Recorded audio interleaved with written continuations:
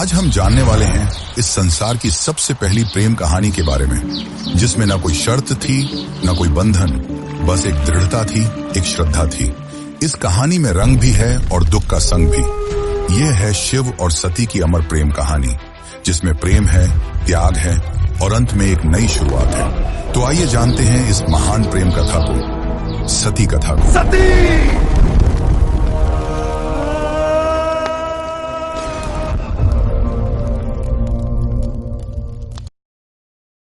सृष्टि के आरंभिक काल की बात है, जब ब्रह्मा ने अपने मानस पुत्रों को रचा। उन्हीं में से एक थे दक्ष प्रजापति, अत्यंत बुद्धिमान परंतु उतने ही अहंकारी। दक्ष को अपनी योग्यता, अपनी शक्ति और अपने सृष्टिकर्ता के कुल से उत्पन्न होने का बड़ा अभिमान था। उसने वर्षों की तपस्या की और देवताओं से वरदान पाए संतान की प्राप्ति के लिए।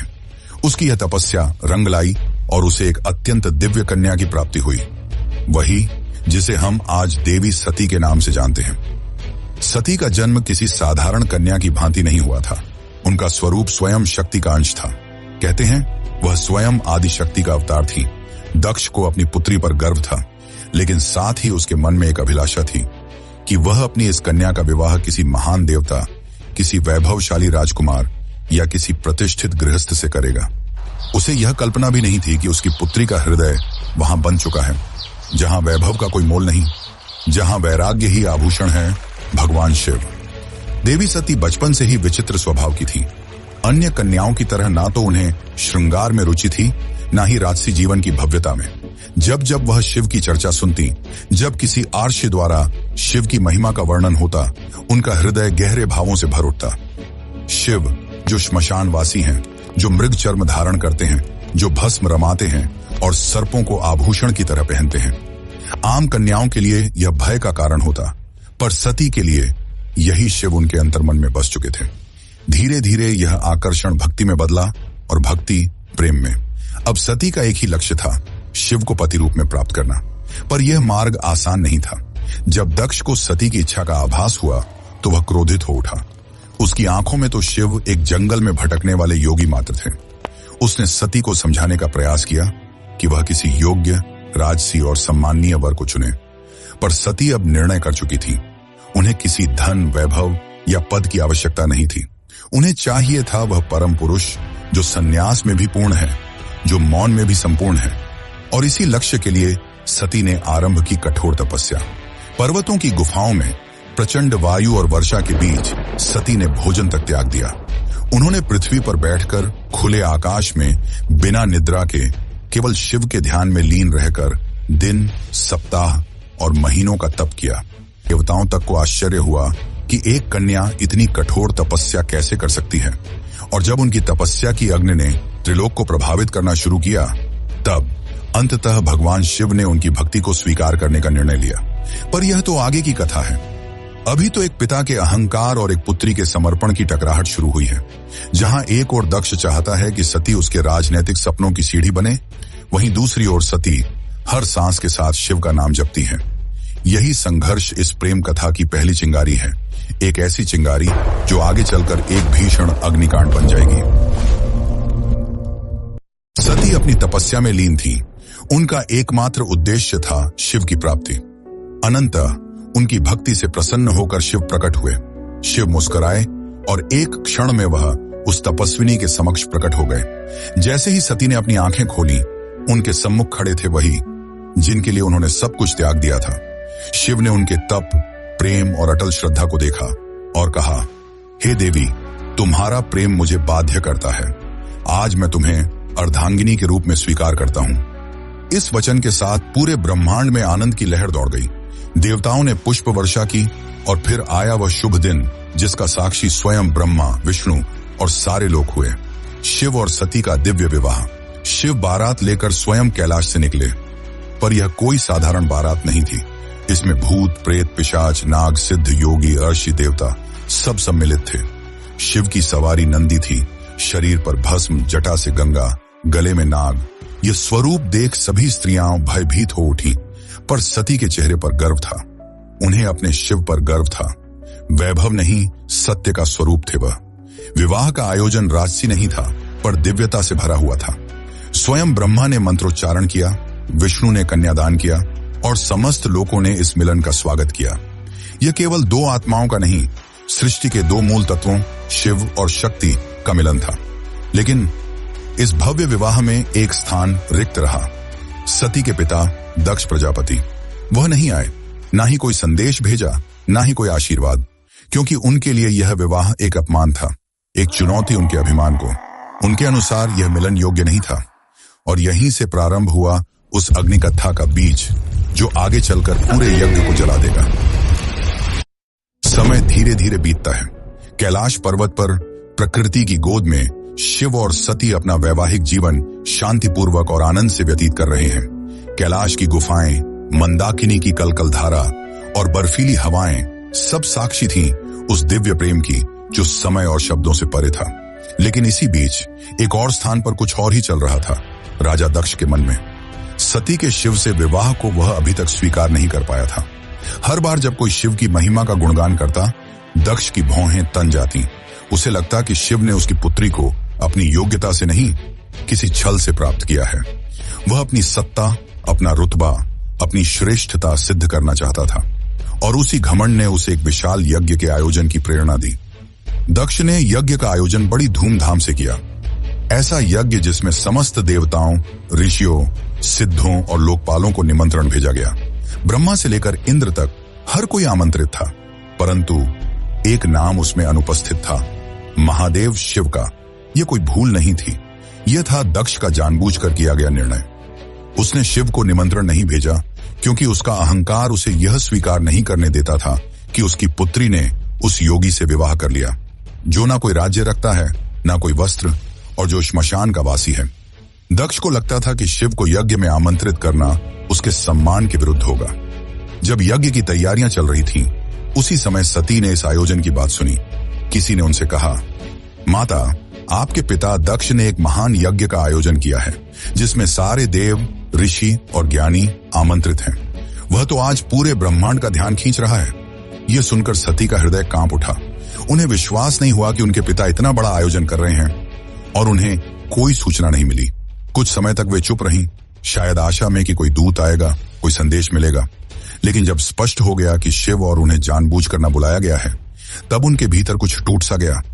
एक ओर पुत्री का धर्म उन्हें पिता के यज्ञ में खींच रहा था, तो दूसरी ओर पत्नी का धर्म उन्हें शिव की मर्यादा का ध्यान रखने को कह रहा था।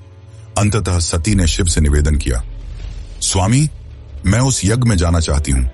शायद यह कोई भूल हो और मेरा जाना उस विघटन को रोक सके। शिव ने सती की ओर गहरी दृष्टि से देखा। वह जानते थे कि यह आमंत्रण विहीन आयोजन एक साधारण यज्ञ नहीं है। उन्होंने शांत स्वर में सती से कहा, हे प्रिय, जहां सम्मान न हो वहां स्वाभिमान को ले जाना व्यर्थ है और मैं नहीं चाहता कि तुम उस यज्ञ में जाओ जो केवल क्रोध और घमंड से जल रही है।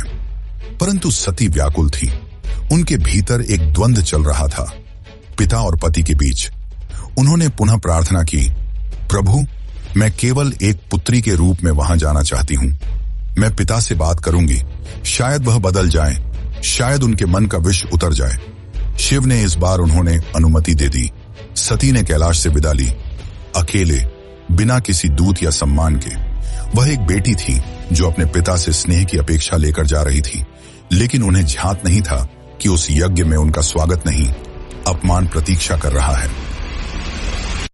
सती जब यज्ञ स्थल पर पहुंची तो उनके मन में उम्मीद थी कि पिता के नेत्रों में बेटी को देखकर कोमलता जगेगी, उनके मुख से स्वागत के शब्द निकलेंगे। लेकिन जब उन्होंने यज्ञ स्थल में प्रवेश किया तो सन्नाटा पसर गया। कोई स्वागत नहीं हुआ, कोई आसन नहीं दिया गया, जैसे वो वहां उपस्थित ही न हो। वहां बैठे देवताओं की आंखों में असहायता थी। सती ने पिता की ओर देखा, धीमे स्वर में कहा, पिताश्री, क्या आप नहीं चाहेंगे कि आपकी पुत्री भी इस पावन यज्ञ में सम्मिलित हो?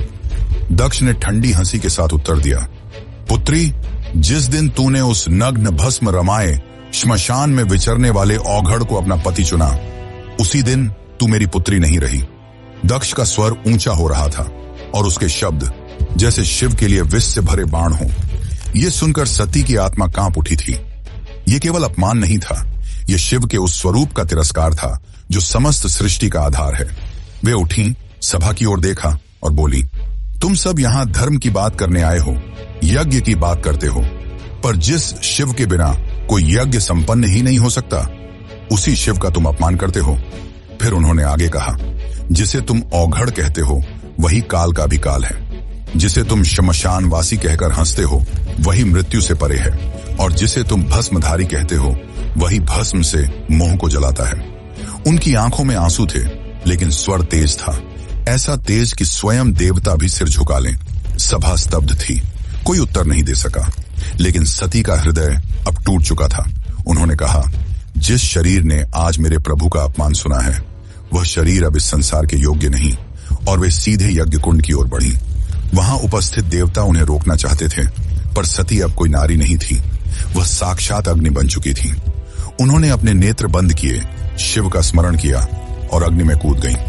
उनके चेहरे पर भय नहीं था, बल्कि एक शांति थी, एक समर्पण था जो पूरे यज्ञ मंडप को झकझोर गई।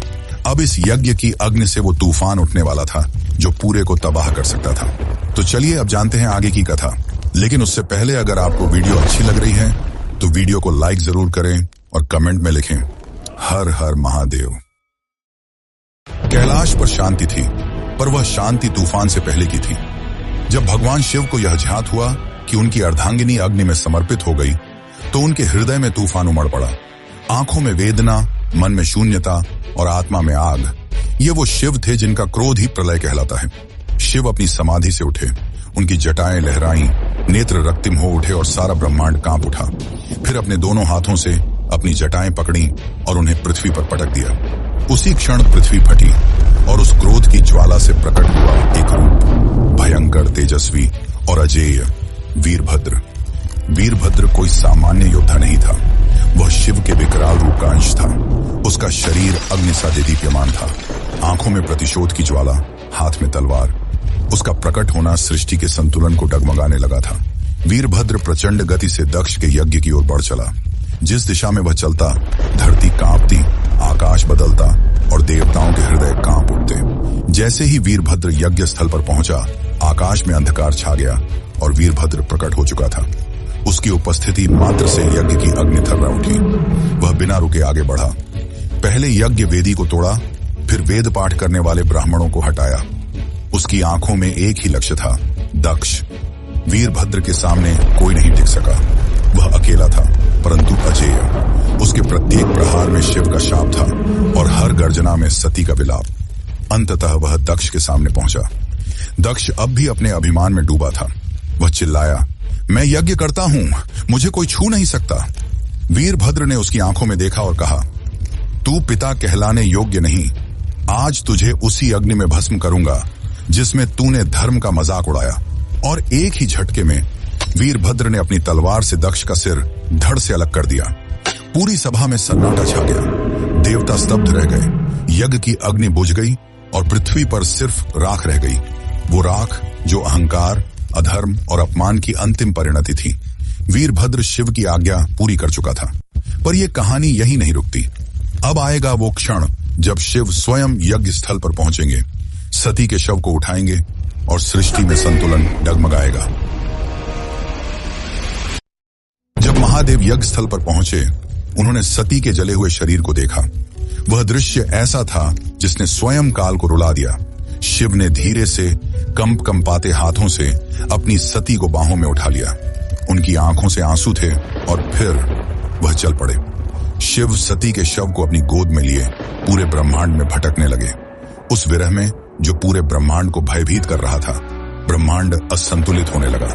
देवता भयभीत हो उठे। यदि शिव यूं ही विलाप करते रहे तो सृष्टि का संतुलन टूट जाएगा, प्रलय आ जाएगा। तब सभी देवता भगवान विष्णु के पास पहुंचे और उनसे सृष्टि को बचाने की प्रार्थना की। तब विष्णु ने अपना सुदर्शन चक्र चलाया। जैसे ही सुदर्शन चक्र चला, उसने सती के शरीर को टुकड़ों में विभाजित कर दिया। शिव कुछ क्षणों के लिए रुके, पर प्रतिरोध नहीं किया। यह सृष्टि के लिए आवश्यक था। जहां जहां सती के अंग गिरे, वहां दिव्य ऊर्जा फैल गई। पृथ्वी के वे स्थान शक्ति से भर उठे और वहीं बने शक्तिपीठ। ये कोई सामान्य स्थल नहीं थे। ये उस अमर प्रेम की गवाही थे जो शिव और सती के बीच था। ये थे वे स्थान जहां स्त्री, शक्ति, प्रेम, बलिदान और भक्ति सब कुछ एक साथ साकार हुए।